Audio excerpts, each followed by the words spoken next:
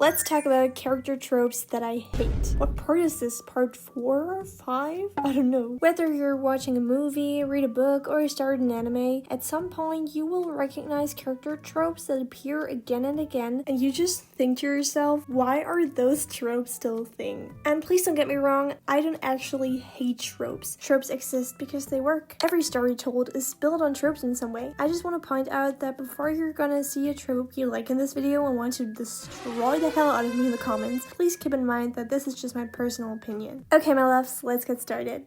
Oh, by the way, I'm gonna be drawing some random chibis in the background, like they have nothing to do with the tropes, but they're cute as hell. Okay, sorry, first trope.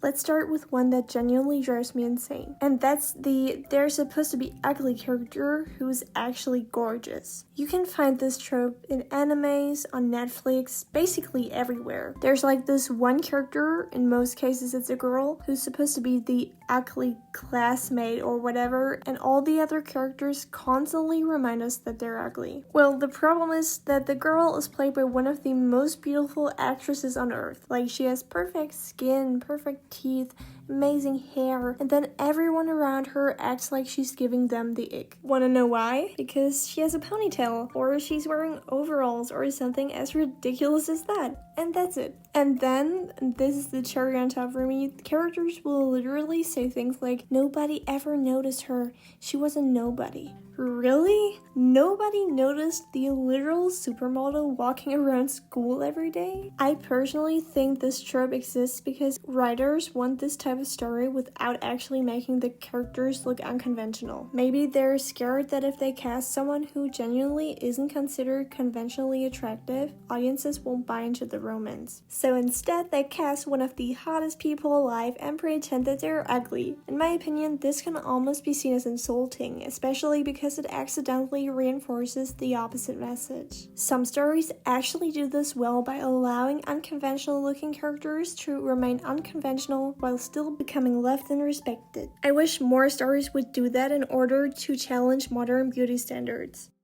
Another trope that really annoys me is what I like to call the strong female character. This one frustrates me because it usually starts with good intentions. Writers want to create women who are capable, independent, and inspiring, which is fantastic, but they seem to confuse strength with emotional emptiness. Suddenly, every supposedly powerful female protagonist has exactly the same personality. And I'm sure you can name at least one character who's exactly like that. Like, she never smiles, she never makes mistakes, she never asks for help because that's unacceptable, she never shows vulnerability, and spends most of the story looking annoyed while effortlessly defeating everyone around her. And you know, this perfection is what bothers me because even some of the strongest women in fiction are compelling because they have fears, flaws, insecurities, and moments where they completely fall apart. Like, being emotionally vulnerable doesn't make a character weak. In fact, admitting fear often requires far more courage than pretending to be fearless all the time. But unfortunately, many modern stories seem terrified of allowing female protagonists to fall because they're afraid audiences will interpret that as sexism. But when you compare those women to characters who actually struggle, who make bad decisions, I think it's obvious which one stays in your memory. Another issue is that these characters are often written as if having traditionally feminine traits somehow makes them less respectable. But this is such nonsense to me. Like, a character can wear makeup or have feminine hair, for example, and they can still fight. Like,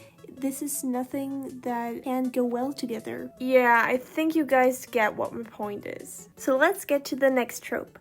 This next trope that immediately makes me lose interest is the completely unearned redemption arc. Okay, and now before anyone gets mad, I absolutely love redemption stories when they're written well. I mean, a lot of fictional characters that I like are redeemed villains because watching someone genuinely confront the horrible things they've done, struggle with guilt, and slowly become a better person can be incredibly powerful. But like, in some cases, redemption seems so random. Like, a villain has spent years torturing innocent people, starting wars, manipulating everyone around them, and generally making life miserable for every character in a story. But then, during the final act, they hesitate for 2 seconds before killing the protagonist. Maybe they even save someone's life once. And suddenly, everybody acts like their previous crimes have been erased. That's not really redemption in my eyes. That's one good decision after hundreds of terrible ones. For me, real redemption isn't about doing one heroic thing. It's more about acknowledging the damage you've caused and accepting that some people will never forgive you and choosing to become better anyway. Some stories just seem terrified of letting villains actually face consequences because they don't want audiences to stop liking them. Instead, they invent tragic backstories at the last minute, as if learning that someone had a difficult childhood automatically excuses every horrific thing they've done as an adult. A sad past can absolutely explain why a character became the person they are, but it should never excuse their actions. There is a huge difference between understanding someone's motivations and believing they deserve instant forgiveness. One of the reasons the best redemption arcs are so memorable is because they take time. The character has to earn back trust through consistent actions over a very long period, not through one emotional speech or one action. They have to live with the fact that some wounds